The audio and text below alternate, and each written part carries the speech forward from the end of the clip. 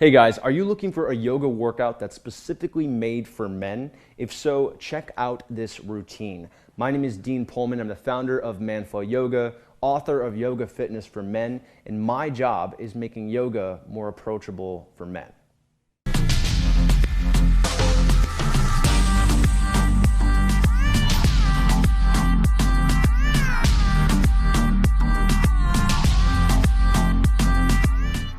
All right, guys, so as mentioned, this is a Yoga for Men workout. That doesn't mean that you can't do it if you're a woman. It just means that we're going to be speaking more to men, which means the anatomical differences between men and women. We're also going to be talking about modifications for men who are less flexible, and I'm going to be talking about the more common mistakes made by men due to, again, the differences between men and women. Women tend to have more center of gravity in their hips and their core area. Men tend to rely more on their shoulders and their upper body. So I'll be addressing that in this routine. We're going to need a bit of equipment for this. If you have a yoga mat, cool. If you don't worry about it. I'm going to be using a couple of blocks. These are really important for the modifications. If you don't have a block, get creative. You can stack up some books. You can use a couple of water bottles. Not having a block, not having a yoga mat should not preclude you from doing this workout. We're also going to be using a strap. If you don't have a strap, use a belt, use a dog leash. So basically, you don't need any of this specialized yoga equipment. You can get by with household items. And if you do want it, it's relatively inexpensive. You can get a mat, a block, a strap for not that much money. All right, so let's get into the routine. Now, most people think that yoga is flexibility and stretching. I'm going to start off with some strength work because I want to show you that yoga is not just stretching. We're also working on strength. We're working on balance, we're working on breathing, working on body control. So be aware of that and just do your best to take all that into account as you're practicing. So here we go. You're going to start off with on your back with some single leg reverse crunches. Now this isn't a yoga pose, but the thing about yoga is that it's not just yoga postures. We're also using bodyweight exercises. We're using some influence from Pilates, and we're also using some physical therapy exercises. So it's a combination of a lot of routines. So you're going to start off with your shoulders lifted lightly off the ground using your core strength, bringing one leg in, bringing the other leg straight out, just kind of switching back and forth there. If you want to make this more or easier on your neck, you can bring your head all the way down and just start off with these single leg reverse crunches. One leg squeezing in, the other leg going out. And start integrating your breath here. You're going to exhale to squeeze the knee in. Inhale to switch, exhale to squeeze the other leg in. So as we're doing this, you're going to feel your core and your hip flexors working.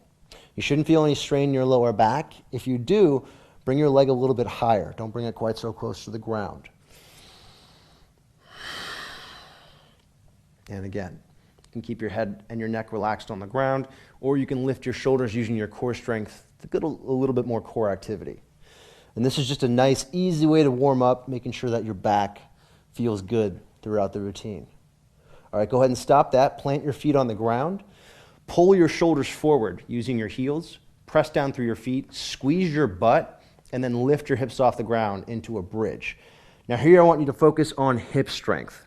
Okay, we're not just puffing the chest out and arching the back. I want you to instead use your hips to lift. So you want to squeeze your butt cheeks together. Push down through your feet, squeeze your thighs, pretend like you're holding something between your inner thighs. And again, using your glutes, using your hamstrings, pushing down through your feet here to support yourself. Okay, the biggest error that I see here is people try and make this a contest. They try to get as high as they can, they arch their back, they pinch their lower back, and they're missing out on engaging their glutes, which is really the best benefit of this exercise, is that we're working on your glutes. So focus on your butt, focus on your thighs, keep your lower back relaxed. It helps to also think aiming your pubic bone at your face. So you want to have a slight posterior tilt here.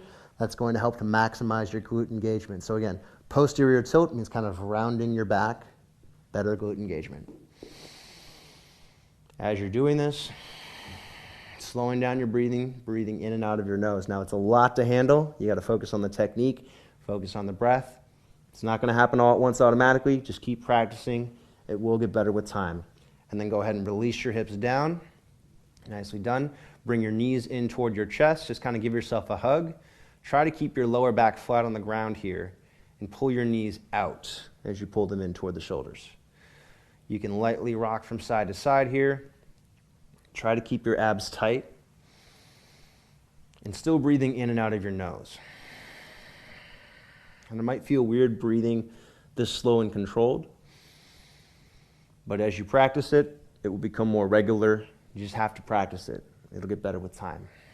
From here, we're going to go into a one-leg happy baby. So I want you to kind of plant your left foot, grab the inside of your right foot, and then aim your right foot up at the ceiling. Your right elbow is going to be inside your right knee. Drive your right knee out. You're going to feel a stretch through your right groin here, through your inner thigh. Try to keep your back flat on the ground here. If you need a little bit more balance, bring your left arm to the outside. That'll help you kind of stay in place. If you want to go a little bit deeper into the stretch, bring your left leg all the way out. So straighten your left leg, flat on the ground. And still breathing in and out of the nose here. We're doing this variation of happy baby. We're not going full happy baby because this is going to help you keep your back flat. A lot of guys tend to do too much rounding already. They have bad posture. So this is going to help you keep your back flat, but still get a stretch to the inner thigh. All right, and then let's switch sides. So go ahead and plant your left foot. Plant your right foot now. Grab the outside of your left foot. Left elbow comes inside the left knee. Right arm comes to the outside. Press your knee up and out until you feel a stretch in the left inner thigh. Keep your head, shoulders, neck relaxed on the ground. And holding this. Now your body is going to be, this is called a static, right? This is static because we're not moving, but you want to use your breath to move slightly deeper into the exercise with each exhale. So your exhale is your body's sign to your parasympathetic nervous system to relax. That is your body's signal to your muscles to relax and to lengthen. So as you exhale, right, going a little bit deeper into each stretch. And again, that variation here, if you want to bring the right leg straight out to make this stretch a little more intense, go for it.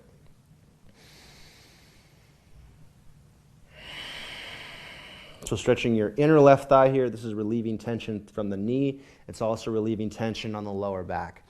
Most of what we do in yoga will have an overall impact on the back, your spine in some way. It's also going to help with your knees and your ankles and with getting rid of little aches and pains in your joints. You just have to be consistent. That's the most important part. All right, and then go ahead and release your left leg. Bring your knees over your hips, so knees directly above the hips, kind of in an L shape with the legs. And then bring your legs over to the right, keeping your shoulders on the ground. Now you might notice that your left shoulder comes off the ground here if you're not super mobile through your spine, and that's normal. That's okay. Don't worry about it. Just do your best to get that left shoulder to the ground. If it doesn't touch today, don't worry about it. Bring your right hand to your left knee. Pull your ribs down. So one area here I see is people kind of puffing their chest out. I want you to pull your rib cage toward the ground and keep your head looking straight up, or you can look over to the left. And you might feel a couple of cracks in your lower back as you're doing this. That's fine. That just means that your lower back is opening up. There's space being created in your vertebra, in your lumbar spine.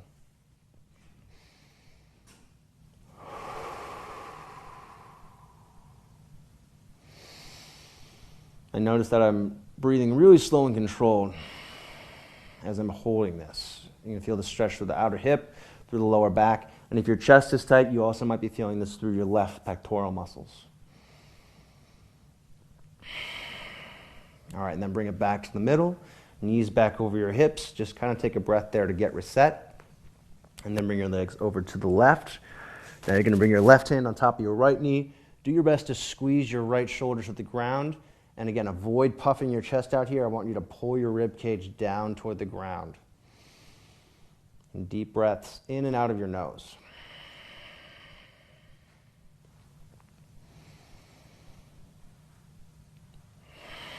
If you want to look over to the right with your head, that's going to add a little bit of a twist through your cervical spine, through your neck. That's really nice because we tend to do a lot of looking straight forward during the day when we're on our phones, when we're on the computer, we're looking straight forward. We're not really doing any twist. So part of what we do in yoga is trying to counter what we do during the day, right? So we want to do positions that are the opposite of what we do while we're sitting or while we're inactive. So you're going to find a lot of counter movements in yoga, or at least in a good yoga routine. All right, and then bring it back to the middle. And from here, we're going to sit up and take it into a tabletop position. So tabletop, your hands are going to be under your shoulders, planted under your shoulders. Knees are going to be under your hips.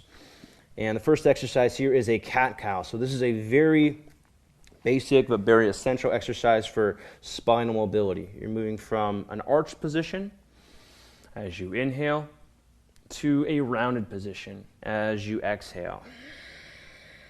I recommend pushing down through your hands here, lightly squeezing your thighs toward one another, and that's going to add a little bit more shoulder, a little bit more hip engagement, which is going to make this stretch more effective. So anytime we can add muscle engagement to stretching or to mobility work, you're going to get more out of it. You're going to get deeper into the exercises. And it might be weird at first combining the movement with the corresponding breath. It just takes practice. So again, inhaling to arch, making sure that you're lengthening your neck. So I want you to think lengthening from your mid-back all the way up to the top of your head. And then exhaling to round. Pulling your belly button toward your lower back, squeezing your thighs toward one another, pushing down through your hands, tucking the chin. Do about 3 more of these on your own pace. If you want to move a little bit faster than this, that's fine. If you notice that you're running out of breath, that's okay. But just a quick word of advice. The more that you practice this, the easier it is to breathe longer, to make your breath longer and to hold it for a longer time. So it might seem difficult at first, might seem uncomfortable, but if you push yourself through it, you'll get used to it and it will become easier. Last cat-cow. Shoulders down and back, neck long, top of the head up. Exhale and round. Chin in, belly button toward your lower back. Thighs hug toward one another. Abs tight. All right, nicely done. From here, we're going to move into a bird dog. This is a stabilizing exercise for your core. Very similar to a plank, except instead of having both feet up, you're going to have one knee down and one leg back. So start by lifting your left arm straight out, and then without moving your hips, so very slowly, very carefully, bring your right leg straight back, press the heel back, reach your toes toward you, hug your right hand and your left knee toward one another. You're going to look straight down at the ground. So avoid arching your back and looking forward here. A big problem I see here is people tend to arch their back and they tend to let their belly button sink. I want you to try and think about a plank here and keep your body straight. Hugging that right hand toward your left knee, driving your left heel or your right heel back and reaching that left hand forward and up. Chin is relaxed in toward the throat. One more breath here. And then release that hand, release the knee down, and you're going to switch sides. So straight into it, reach your right arm forward and up, palm can face to the outside, or to the inside rather, and then without moving your hips, bring your left leg straight back, reach your toes toward you, press your heel away from you. Now a big problem I see here is people tend to turn this hip out and they turn the hips to the outside. Make sure that the left toes stay facing straight down and your hips are squared forward. Hug your left hand and your right knee toward one another. And again, belly button is lifted, so it should feel like you're doing a plank here. We're working on core stability. This is a really good exercise for your lower back. It addresses the root causes of lower back, but only if you're doing it properly. So make sure that your spine is straight, not arching the back. Lots of core engagement here. Still breathing in and out of your nose. And one other aspect of yoga is always keeping your neck free. All right, so we want to avoid crowding the ears with the shoulders. Lengthen the neck, pull the shoulders down and away from the ears. One more breath. and then release that hand down, release the knee down. From here, moving into a child's pose. This is a very common yoga pose, but it's a really good one for your lower back. No, don't go straight into it. I'm going to walk you into it. So bring your knees wide, big toes touch, and I want you to keep your chest upright here. So the biggest area that I see, people just kind of round and fall down into this, and they round their back. I want you to keep your back as straight as you can. So start off with your chest lifted, your back flat, just like you had it for that plank or that bird dog. And then slowly walk your hands forward, bring your chest toward the ground, keeping length through the front of your torso, keeping your back flat. Press down through your hands. Push your butt toward your heels. It doesn't matter if your butt touches your heels or not. The important thing here is that you're keeping your back flat and feeling stretching through your chest and your shoulders. So pushing down into the ground, pressing your lower back toward your belly button so that your core is engaged. Feeling stretching through your hips, through your groin, and breathing slow and controlled in and out of the nose.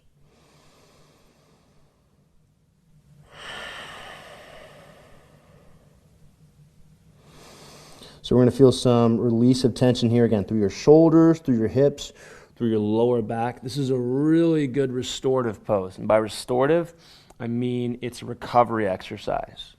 So it's helping to release stress or release tension. You can make it a little more active by straightening your arms and hugging your arms toward one another. So without moving your hands at all, just pretend like you're holding something between your arms. And that will add a little bit more of a shoulder strengthening element to this. And that's going to help with shoulder mobility, and that's going to help with posture, getting rid of or preventing injury in your shoulders as well. All right, from here we're going to move into a needle thread. So without really moving your left hand that much, I want you to slide your right hand through your left hand and your left knee. Try to relax onto the back of your right shoulder and then look over toward the left. This is called needle thread. Press the back of your right arm into the ground and then lightly pull your right shoulder back toward the right, just until you feel a stretch through the inside of your right shoulder blade. So kind of keeping your butt back like we did for child's pose, keeping your left hand planted. So we've got a little bit more of a strength element for the left shoulder here. And then this is a really nice stretch for the inside of the shoulder blade. So if you have neck pain, if you have shoulder tension, this is a really nice one for that. Try to keep your shoulder down away from the ear. We don't want to create additional stress in the shoulder. As you exhale, you can work deeper into this.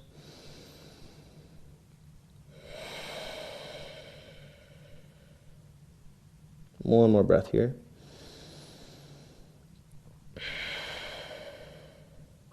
All right, and then go ahead and plant your right hand back where you had it for child's pose. Slide your left hand through your right hand and your right knee. Relax onto the outside of the left shoulder. Keep your butt down and back. Lightly pull your left shoulder back toward the left until you feel that stretch in the inside of the shoulder blade. Make sure that shoulder is pulled down and away from the ears. And the left side of your head should be relaxing on the ground here. And breathing deeply. So especially in these kind of twisted positions, it's difficult, or it's more difficult to breathe. If you can continue to breathe deeply here, it's going to tremendously help your mobility. So continue to breathe deeply here, even if it's a little bit uncomfortable. Again, discomfort's okay. It's just we want to avoid pain. So working into discomfort is how we start to get stronger, as long as it doesn't hurt. And the breath is important for helping to tell your body, hey, it's okay, we're just stretching, you're not hurting yourself.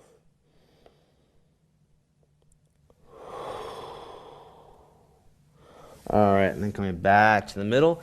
Nicely done. We're going to move into a lunge from here. So I'm going to have you grab your 2 blocks, place them on either side toward the front of the mat. Step your right foot up between your hands into a low lunge. So we want to be really active in this low lunge. So a lot of people will do a passive lunge. I kind of put the hands on their knees here, look around, watch the geese fly by, whatever they're doing. So here I want you to do, we're not going to do that. We want to be really active. So we want to work on strength. We also want to work on flexibility here. So push down through your right foot. It actually helps if you hover the left knee at first. Then you kind of understand how much your right leg should be working. And then set that left knee down. Don't dump all of the weight into your left knee. So we're kind of putting more of the weight in the hip, resting a little bit into that left knee, but not putting your full body weight and dumping it there. Squeeze both glutes. So I want you to squeeze your right glute, squeeze the back of your left hip, so your left glute, and you'll feel a stretch through the front of your left hip flexor.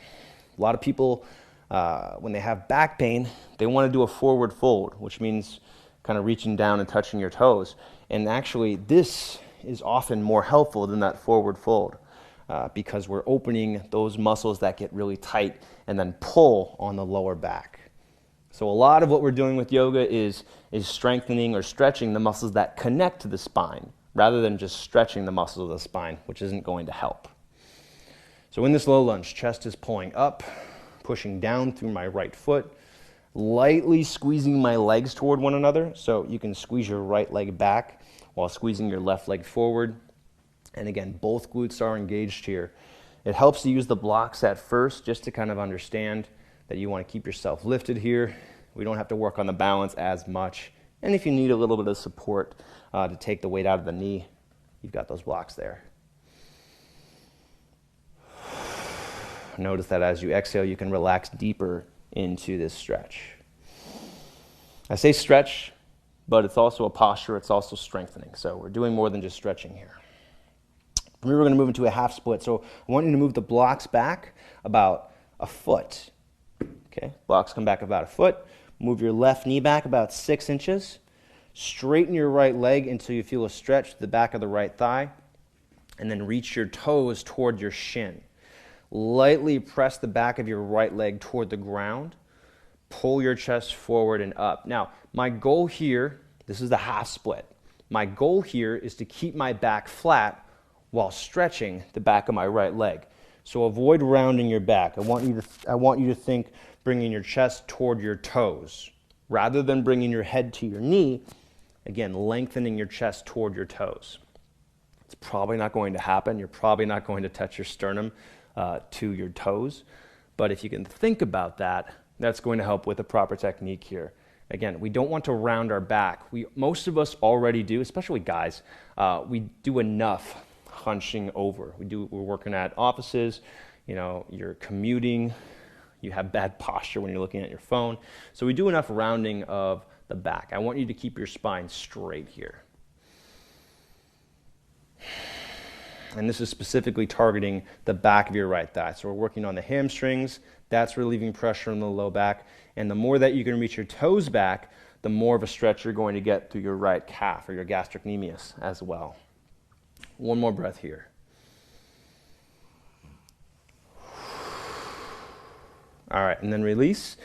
And switch sides, go into a low lunge with your left leg forward. So as you can see, using the blocks is really helpful because it allows us to, instead of rounding forward, we're able to get better posture and stay tall. So using the blocks, low lunge, left leg forward. Push down through your left foot, put that weight into your left hip. Again, it might help to hover that right knee for just a few seconds, just kind of shifting that weight, getting your left glute working here, getting the thigh working, and then slowly setting it back down. Squeeze your right glute. That's going to pull open your right hip flexors. When one muscle engages, the antagonist muscle stretches. So when one muscle shortens, its opposite lengthens. So we're using that concept here. We're engaging or we're shortening the glute to help lengthen the hip flexor. So in that way, flexibility is strength work too, because in order to flex one side, right, in order to extend one side, we are shortening or strengthening its opposite muscle or its opposing muscle group. So chest is lifting up, resting my hands on the blocks, legs squeezing toward one another, so that left foot squeezes back, my right leg squeezes forward, and keeping the glutes engaged here. So really squeezing through both glutes, not just through my left one, but also through my right.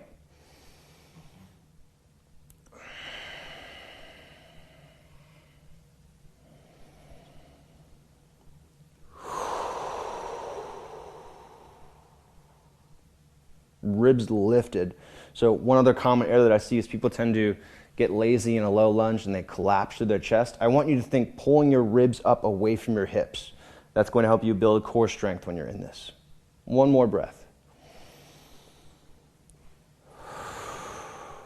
All right, and then moving to the half split. So you're going to move the blocks back about 1 foot. You're going to move your right knee back about 6 inches, and then shift your hips back, coming into a half split. So here I want you to start with your leg bent. So you want to make sure that you're not just going to the straight leg and then rounding your back. You want to bend your knee. Hey, Charm, come over here, buddy. You want to make sure that you're bending your knee so that you're not rounding your back. So bend the knee, pull your chest forward and up, and then as your flexibility allows, then you can straighten your leg until you feel a stretch. But always start with the straight spine and bent legs, and then straighten your legs from there. Again, if you want to get more stretching through your calf, you can reach your toes further back toward the shin. And most of us do have a lack of calf mobility because of the shoes that we wear, because we're not stretching our ankles enough. Our legs are always bent because we're sitting down. So you probably have tight calves. Push yourself a little bit, reach your toes back toward your shin. To get the strength aspect of this, I want you to think hugging the front of your thigh toward your abs. So if you can think of that strengthening, that's going to actually help more with the stretching aspect in your hamstrings. Again, it doesn't matter what pose we're in. When one side of the body engages or flexes, the opposing muscle group or the opposing side of the body stretches.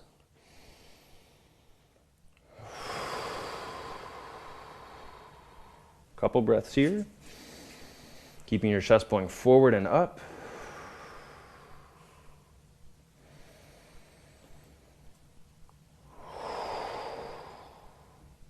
All right, and then go ahead and release. Okay, guys, I'm going to end that there. So that was our first workout from the Yoga for Men series. Our focus on this is to not only give you a workout, but also teach you about the differences between kind of the style of yoga that I teach, which is more focused on strength and more focused on modifications and addressing inflexibility and the differences between men and women.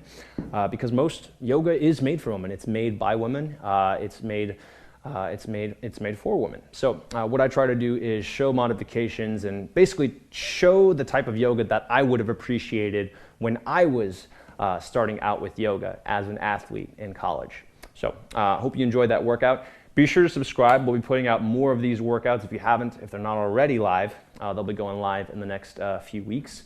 Again, goal is to teach you yoga, specifically for men. If you want to learn more about what I do, head to my website at manflowyoga.com. Be sure to subscribe if you haven't already subscribed to this channel. Hit the bell button to get notifications so you know exactly when a new video is released. And if you like this video, be sure to like it. And my comment for you, I would love for you to answer this question in the comments, is what is your experience with yoga? Do you think that this is helpful for men? Do you think that there is a difference between yoga for men and yoga for women? Let me know here in the comments section below. And thanks for watching. I'll see you on the next video.